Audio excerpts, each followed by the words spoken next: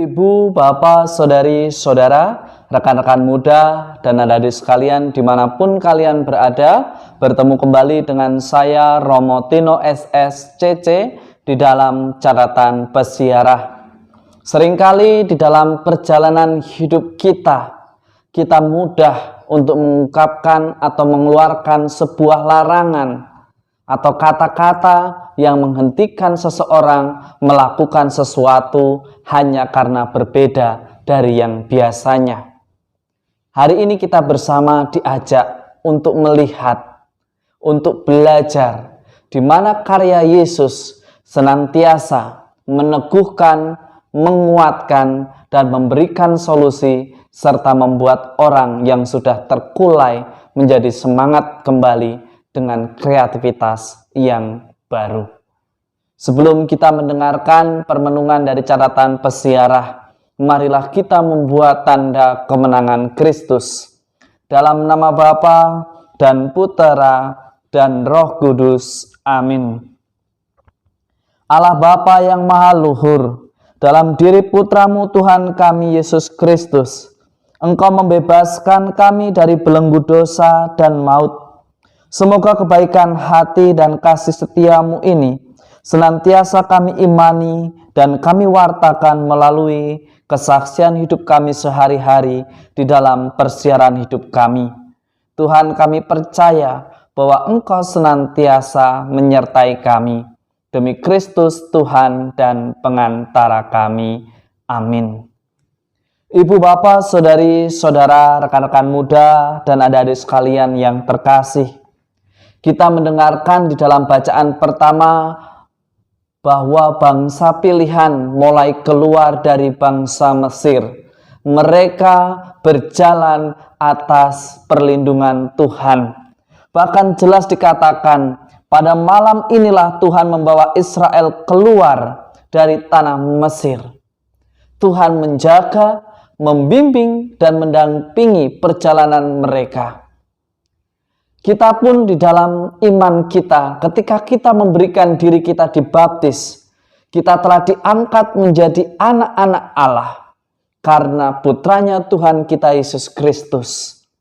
Sebagai anak-anak Allah, mestinya kita berlaku untuk selalu setia, selalu taat mendengarkan arahan yang Tuhan berikan kepada kita melalui Roh Kudus yang senantiasa berbisik, mengingatkan dan menyuarakan suatu kebenaran di dalam hati kita. Tetapi seringkali dengan alasan-alasan tertentu kita menjauhi Tuhan. Bahkan kita marah, seolah-olah kita wajib marah kepada Tuhan dan Tuhan wajib untuk mendengarkan. Ibu, bapak, saudari, saudara, rekan-rekan muda, dan adik-adik sekalian yang terkasih, waktu Tuhan begitu indah, waktu Tuhan begitu istimewa.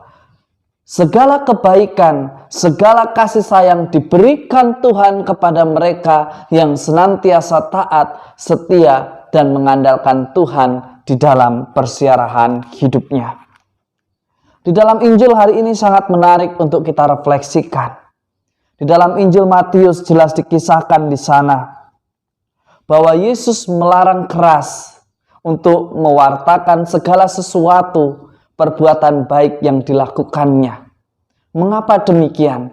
Seringkali ketika suatu mukjizat terjadi di dalam persiaran hidup kita, kita menjadi sombong, kita menjadi angkuh, bahkan dengan mudah kita mengkafirkan atau mengatakan seseorang tidak beriman, seseorang sakit, gagal karena dosa, karena hukuman Allah. Benarkah demikian?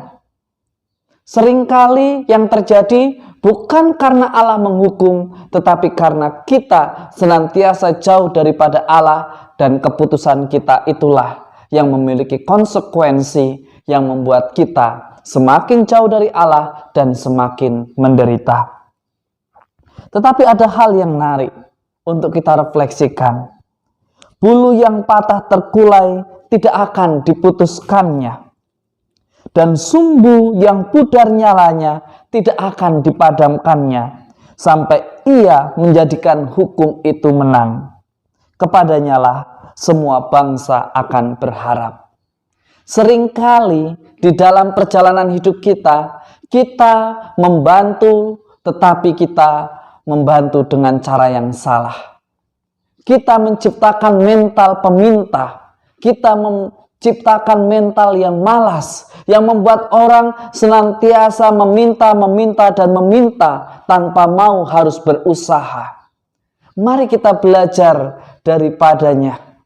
Yesus mengajarkan kepada kita, mereka yang terkulai tidak dimusnahkan, tetapi dibantu, dibangkitkan semangatnya, disadarkan talentanya, disadarkan kemampuannya, sehingga seseorang itu tumbuh kembali kepercayaan dirinya dan menemukan sebuah solusi yang kreatif, yang membantu Anda, kita, saya, dan semuanya akhirnya terbebas dari persoalan yang terus-menerus datang silih berganti di dalam persiaran hidup kita.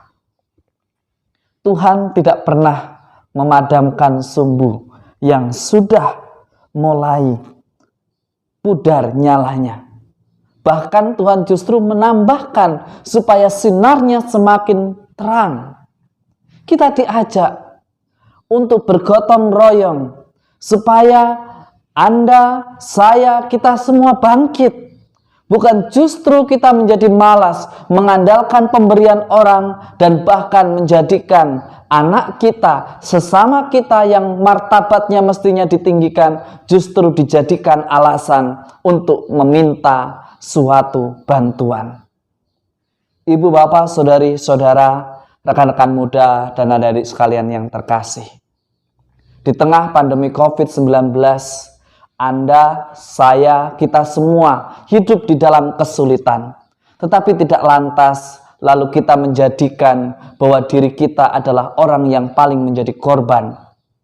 Mari kita bersama-sama bangkit. Mari kita ciptakan semangat itu untuk menghadapi masalah yang kita hadapi dengan sukacita, dengan senantiasa kreatif di dalam mencari solusi. Berikanlah kemampuan yang Anda, saya, kita miliki, dan semoga Tuhan senantiasa memberkati. Semoga berkat Tuhan senantiasa melindungi dan memberkati kita semua, Bapa, Putera, dan Roh Kudus. Amin. Ibu, bapak, saudari, saudara, rekan-rekan muda, dan adik-adik sekalian yang terkasih. Janganlah kita membantu, tetapi justru mematikan semangat orang itu untuk terus berusaha dan berkembang. Bangkitkanlah, buatlah sesama kita memiliki kepercayaan diri, sehingga mereka mampu dengan percaya diri bangkit dari pengalaman hidupnya, dari persoalan hidupnya dengan semangat yang baru, mengatasi persoalan dengan cara yang kreatif dan berkenan kepada Allah. Selamat berakhir pekan, tetap patuhi prokes, banyak berdoa, dan mari kita senantiasa berbahagia. Tuhan memberkati. Amin.